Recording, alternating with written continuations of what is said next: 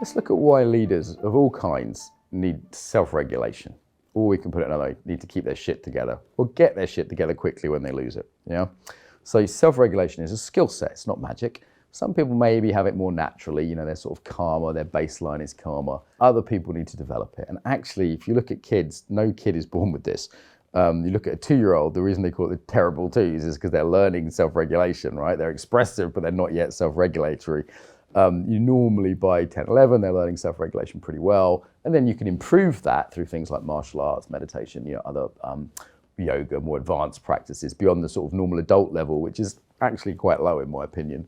So what it means is, it's not that we don't feel, it can be very self-aware and still be self-regulated.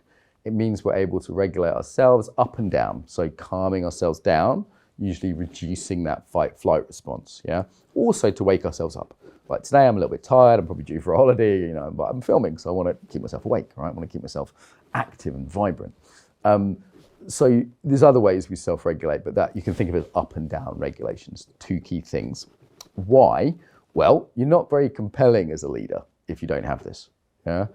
I mean, you can think of it as, it is leadership, it's self-leadership. I am leading my state. That's the first person to lead is myself. If I can't lead myself, what right do I have to lead anyone else, right? If I can't not be perfect, not be a robot, not be never feeling anything, but if I can't at least have some ability to not just recognize my emotions, but manage it, I'm not a leader. I'm not leading myself. I'm a victim of myself. I'm a victim of my state, yeah? So it's a definition of leadership in some ways. Then when it comes to other people, we'll just be way more compelling.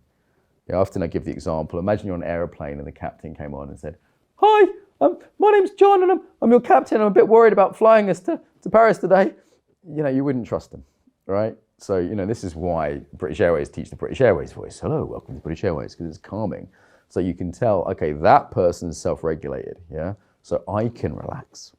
That's the messaging you get through the body unconsciously when a leader's relaxed. You go, well, he's relaxed, so I don't have to be stressed. She's relaxed, I don't have to be stressed. That is way more important than the words, way more important, that you can convey trust. It also shows authority. If I want to know who's in charge in any room I walk into, I look for the most relaxed person. Maybe they're sitting down, maybe they're eating an apple, maybe they're just calm. Who's the calmest person? That person is the leader in any group. They're not the one running around anxiously. So it conveys authority and also it helps with warmth, right? If we're stressed, that doesn't really build a lot of connection. If we're like, "Right, do as I say," it doesn't build the heart, the connection that leaders need as well. So yes, leaders need passion, there's a balancing force, but they need this self-regulation, or they won't even be seen as leaders, they won't be felt as leaders. So a massively important skill for leadership is pretty much everything is based on this. If you're in panic mode, we call it red light in my company. If you're on a red light, you're in panic mode, you're not going to be great. You really can't function well. Your feedback's going to be rubbish. Your data analysis is going to be rubbish. Your speeches are going to be rubbish. Whatever you're doing is going to be rubbish. If you're in orange mode, which is like a bit stressed, it might be workable, but not ideal. And in being in that green light mode of rest and digest, calm is mostly where you want to be as a leader. Sometimes going into sort of what we call yellow, orange, or activated, but not too stressed.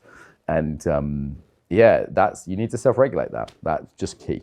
So it's not about being perfect. I'm someone that's with my ADHD. I've always struggled with this myself.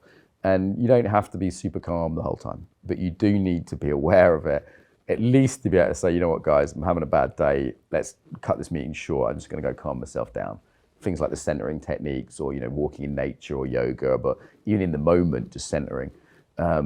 You don't have to be perfect, but you do need to recognize it and be at least able to recover, a good chunk of the time.